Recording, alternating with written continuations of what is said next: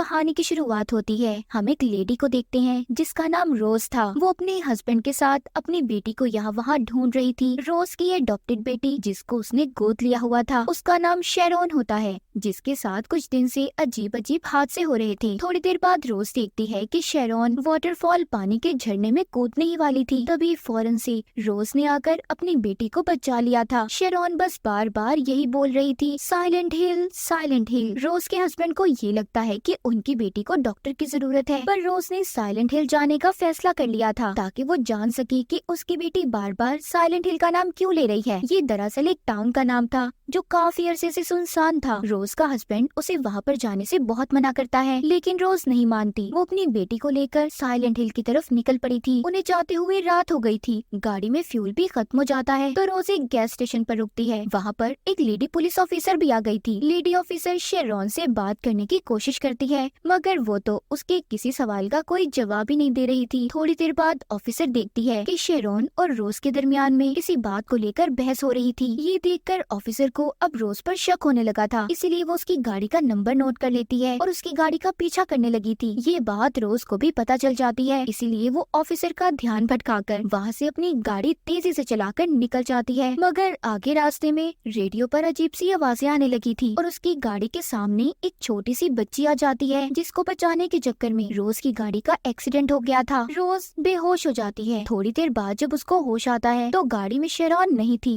रोज अपनी बेटी को ढूंढने लगती है, मगर हर तरफ फोग यानी धुंध और धुएं की वजह से वो उसे नहीं मिलती। रोज अपनी बेटी शेरोन को ढूंढते ढूंढते साइलेंट हिल के टाउन में पहुंच जाती है। उसे वहाँ पर अपनी बेटी जैसी एक बच्ची नजर आई थी। वो आवाजें देती है, उसके पीछे जा रही थी। अब भागते भागते वो सीढ़ियों के पास आ जाती है। रोज बेसमेंट में पहुंच गई थी। तभी एक सायरन बजता है और हर तरफ अंधेरा हो गया था। रोज अपना लाइटर जलाकर अंदर जाने लगती है। उसे फिर से वहाँ अपनी बेटी जैसी लड़की दिखाई दी थी। वहीं पर वो एक आदमी को देखती है जिसको फेंस बाड़ पर लटकाया हुआ था। उसकी अंतड़ियां बाहर निकली हुई थी। हैरानी की बात ये थी वो फिर भी जिंदा था। तभी वहाँ पर अजीब से दिखने वाले क्रिएचर्स आ गए थे जो किसी बच्चे की तरह थे। देखते ही देखते वहाँ पर और भी क्रिएचर्स आ जाते हैं जो रोज को पकड़ने की कोशिश कर रहे थे। रोज उनसे बचते बचाते एक कमरे में चली गई थी और गिरकर बेहोश हो जाती है। थोड़ी देर बाद वो सभी क्रिएचर्स जो रोज को पकड़ने आ रहे थे कुछ ही देर में गायब हो जाते हैं। कुछ वक्त के बाद रोज को भी होश आ गया था। वो दोबारा से टाउन में अपनी बेटी को ढूंढने लगती है। तभी उसके सामने गहरी खाई आ गई थी जो बिल्कुल टाउन के दरमियान में थी। जब रोज उस खाई में देख रही थी तो अचानक से उसके पीछे एक औरत आ जाती है। रोज अब उसको अपनी बेटी की तस्वीर दिखाकर उसके बारे में पूछती है जो उसने अपने लॉकेट में डाली हुई थी। अजीब बात ये थी कि वो औरत शेरोन को अपनी बेटी समझ रही थी और रोज से वो तस्वीर लेने की भी कोशिश करती है, लेकिन रोज उस औरत से डर जाती है और जैसे तैसे करके वहाँ से भाग गई थी। दूसरी तरफ हम रोज के हस्बैंड को देखते हैं जो रोज और अपनी बेटी की तस्वीर को लेकर उन्हें ढूंढ रहा था। इधर टाउन में रोज वापिस से अपनी गाड़ी के पास आ जाती है जहाँ पर उसे अपनी बेटी शेरोन की ड्राइंग मिली थी जो कि एक स्कूल की थी। तभी वहाँ पर पुलिस ऑफिसर भी आ जाती है जो अब तक रोज का पीछा कर रही थी। अब जब वो शेरोन को रोज के साथ नहीं देखती तो उसे लगता है कि रोज ने अपनी बेटी को मार दिया है या फिर उसके साथ कुछ गलत किया है, इसीलिए पुलिस ऑफिसर ने उसे गिरफ्तार कर लिया था। मगर रोज पुलिस ऑफिसर को समझाने की कोशिश कर रही थी। वो कहती है कि मैं पागल थोड़ी हूँ कि मैं अपनी बेटी को कुछ कर दूंगी या फिर उसे मार दूंगी,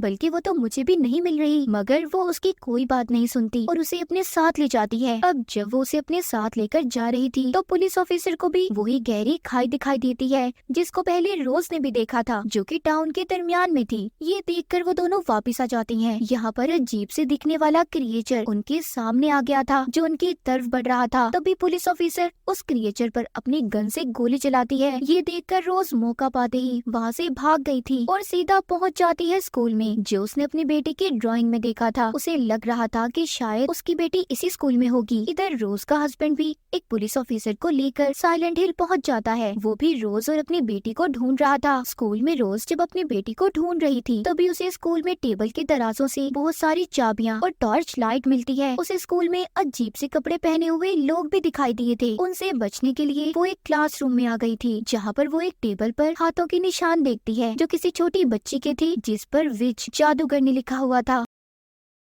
यहाँ पर हमें पता चलता है कि टेबल जिस बच्ची का था उसका नाम एलिसा था। वो बच्ची रोज को वहाँ पर नजर आ रही थी। वो उसका पीछा करती बाथरूम में आ जाती है और जब दरवाजा खोलती है तो उधर एक लाश थी जिसको तारों से पकड़कर लटकाया हुआ था। वहीं पर रोज को दीवार पर कुछ लिखा हुआ भी दिखाई देता है, जिसे पढ़कर वो उस लाश के मुंह से एक चिट निकालती है। जब वो बाहर जाने लगती है तो उधर उसे वही अजीब सूट वाले लोग दिखाई दिए थे जिनसे डर कर रोज ने खुद को बाथरूम में ही बंद कर लिया था। अब वो लोग बाथरूम के दरवाजे को भी खोलने की कोशिश करते हैं। यहाँ पर हम देखते हैं कि उन लोगों के पास एक चिड़िया थी जिसको उन्होंने पिंजरे में रखा हुआ था। वो जोर जोर से बोलने लगती है, जिसकी आवाज को सुनकर वो वहाँ से चले गए थे। अब फिर से वहाँ पर एक सायरन बजता है। वो जगह जहाँ पर रोज थी सारी की सारी बदलने लगती है। दीवार पर से पेंट उतरने लगे थे। तभी रोज देखती है उधर बाथरूम में जो लाश थी वो भी जिंदा हो गई थी, जिससे डर कर रोज अब बाहर की तरफ भागती है। बाहर आकर वो फिर से वही अजीब से सूट पहने हुए लोग देखती है, जिनको वहाँ पर क्रिएचर्स जो बिल्कुल अजीब से कीड़े की तरह थे उन पर हमला कर देते हैं और उन्हें मार देते हैं। ये देखकर रोज बहुत ज्यादा डर जाती है। वो डर की वजह से नीचे गिर गई थी। जिधर वो अपने सामने एक आदमी को देखती है जिसने अपने चेहरे पर अजीब से काले रंग का हेलमेट पहना हुआ था जो किसी पिरामिड की तरह था। उस हेलमेट वाले आदमी के हाथ में एक बहुत बड़ी तलवार होती है। दूसरी तरफ इसी वक्त रोज का हस्बैंड भी उसे ढूंढने इसी स्कूल में पहुंच गया था। उसे स्कूल में आते ही महसूस होता है कि रोज उसके आसपास कहीं पर मौजूद है, पर वो उसे कहीं पर भी दिखाई नहीं दे रही थी क्योंकि रोज उससे अलग दुनिया में थी। इस अलग दुनिया का क्या राज था ये हमें कहानी में आगे जाकर पता चलेगा। अब ना ही रोज अपने हस्बैंड को देख सकती थी, तभी रोज के पीछे वही छोटे छोटे क्रिएचर्स जो कीड़े की तरह थे उसके पीछे पड़ जाते हैं। वो क्रिएचर्स रोज पर हमला करने ही वाले थे। तभी यहाँ पर वही लेडी पुलिस ऑफिसर आ गई थी जो रोज को खींचकर एक दूसरे कमरे में ले जाती है और दरवाजे को उसने बंद कर दिया था। लेकिन तभी वहाँ पर बड़े से हेलमेट वाला आदमी आ गया था जो अपनी तलवार से दरवाजे को तोड़ने की कोशिश करता है। फिर कुछ ही देर के बाद वहाँ पर दोबारा से सब कुछ ठीक हो जाता है। हर चीज गायब हो गई थी और रोशनी होने लगती है। यहीं पर रोज जब सब कुछ ठीक हो गया था पुलिस ऑफिसर को वही चिट दिखाती है जो उसको लाश के मुंह से मिली थी। उस पर एक होटल का नाम लिखा हुआ था। ये दोनों अब जल्दी से होटल में जाती हैं जहाँ पर इन्हें एक औरत मिलती है। साथ ही वो इन्हें यहाँ पर एक कमरे के बारे में बताती है जिसका नंबर 111 था। उधर दूसरी तरफ रोज का हस्बैंड भी इसी साइलेंट हिल टाउन के बारे में जानना चाहता था, इसीलिए वो पुलिस को कॉल करता है, मगर उसे कोई कुछ भी बताने को तैयार नहीं था। मगर रोज के हस्बैंड को जानना था, इसीलिए वो यही टाउन के पुराने पुलिस स्टेशन में जाता है और साइलेंट हिल की फाइल्स को चेक करने लगा था। जब वो ये सब चीजें देख रहा था तो उसे यहाँ पर एलिसा के बारे में पता चलता है जिसको रोज ने स्कूल में भी देखा था।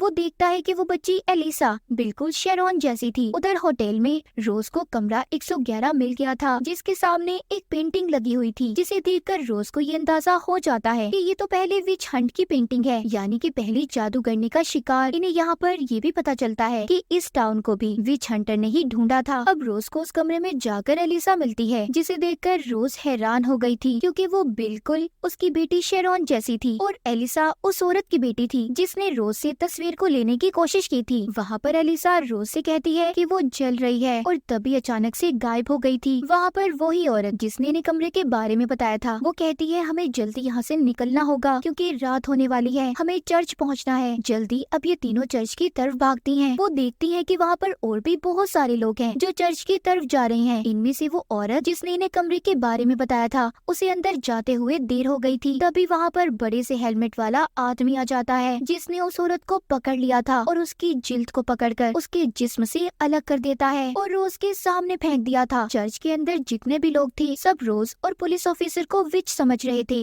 वो उन पर हमला करके उन्हें मारने की कोशिश करते हैं।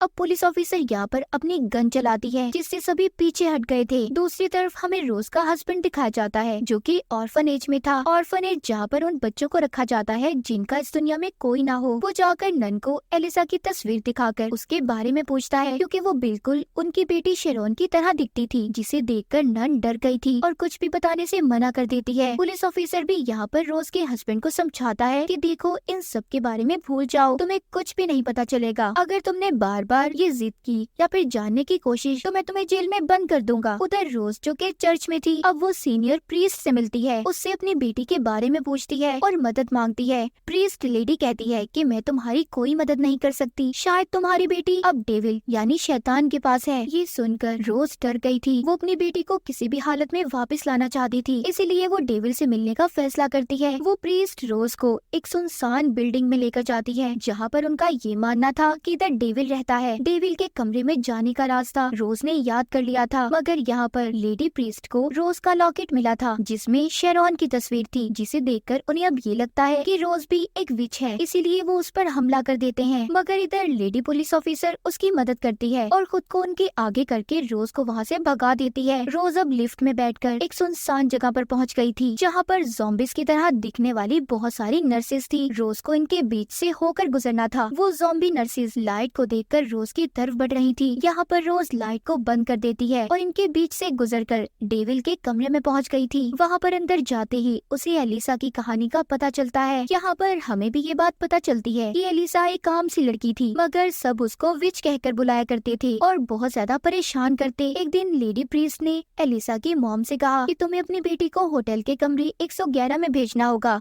जहाँ पर जाकर तुम्हारी बेटी बिल्कुल ठीक हो जाएगी और फिर कोई उसे विच भी नहीं बुलाएगा। प्रीस्ट के कहने पर एलिसा की मॉम ने उसे भेज दिया, मगर लेडी प्रीस्ट और उसके लोगों ने एलिसा को धोखे से जिंदा जला दिया, क्योंकि इनको लगता था कि एलिसा एक विच है। तभी वहाँ पर पुलिस भी आ गई थी, जिन्होंने एलिसा को बचा तो लिया था, पर वो पूरी तरह से जल चुकी थी। जिसके बाद एलिसा के दिल में सबके लिए बहुत ज्यादा नफरत पैदा हो गई। उसने डेविल से डील कर ली थी, यानी कि एक समझौता। उसने अपनी आत्मा को डेविल के हवाले कर दिया। लेडी प्रीस्ट और उसके लोगों को एक अलग ही दुनिया में फंसा दिया था, जहाँ से अब वो ना तो कभी बाहर जा सकते थे और ना ही मर सकते थे। और इसी दुनिया में रोज भी कैद हो गई थी। अब इस दुनिया में एलिसा रोज को बताती है कि शेरॉन तुम्हारी बेटी मेरी ही अच्छी साइड है, जो मेरे मरने के बाद पैदा हुई, जिसको ऑर्फनेज के बाहर रख कर कोई चला गया। एलिसा बताती है कि अब तुम्हारी बेटी की जान खतरे में है। वो लेडी प्रीस्ट को मिल गई है, जो उसे मेरी तरह ही जलानी चर्च में लेकर गई है, क्योंकि उसे लगता है कि मैं जिंदा हो गई हूँ। तुम्हें अपनी बेटी को बचाना होगा। और अब एलिसा रोज के अंदर चली जाती है, ये कहकर कि तुम्हें वहाँ जाकर सब कुछ सच बताना है, जो भी तुम मेरे बारे में जान चुकी हो। उधर चर्च में लेडी प्रीस्ट सबसे ये कह रही थी कि शेरॉन को अगर हम जला देंगे तो दुनिया से बुराई खत्म हो जाएगी। जिसके बाद वहाँ के लोग सबसे पहले लेडी पुलिस ऑफिसर को जिंदा जला देते हैं और फिर शेरॉन को जलाने ही वाले थे। तभी उधर रोज आ जाती है, जो सबको ये बता रही थी कि लेडी प्रीस्ट ने एक मासूम बच्ची को जलाया था, जिस वजह से तुम आज काली दुनिया में कैद हो। मगर रोज की बातों पर कोई यकीन नहीं करता और लेडी प्रीस्ट भी गुस्से में रोज को चाकू मार देती है। जैसे ही उसका खून निकलने लगता है, उसके अंदर से एलिसा बाहर आ गई थी और साथ ही उसका जला हुआ रूप भी आ जाता है। तभी यहाँ पर तेज धार तारे सभी को मारने लगती हैं। प्रीस्ट को भी उन तारों ने मार दिया था। रोज अपनी बेटी को बचाकर कोने में बैठ गई थी और उससे उसकी आंखें बंद करने का कहती है, पर शेरॉन ने गलती से एलिसा को देख लिया था, जो अब डेविल बन चुकी थी, मतलब एक शैतान में बदल गई थी। जिसके बाद डेविल एलिसा शेरॉन के अंदर चली जाती है। अब दोबारा से एलिसा की अच्छी और बुरी साइड एक साथ हो गई थी। इसके बाद रोज अब अपनी बेटी को लेकर वहाँ से निकल गई थी। रोज को लग रहा था कि सब कुछ ठीक हो चुका है। वो अपने घर पहुँचती है, पर घर में कहीं पर भी उसका हस्बैंड नहीं था। इसका मतलब ये था कि उसका हस्बैंड अपनी असल दुनिया में है और रोज अभी भी उस साइलेंट हिल की काली दुनिया में फंसी हुई है। अब रोज कैसे उस दुनिया से बाहर निकलेगी या फिर अपनी बेटी को एलिसा से बचा पाएगी? इसी सस्पेंस के साथ ये कहानी यहीं पर खत्म हो जाती है।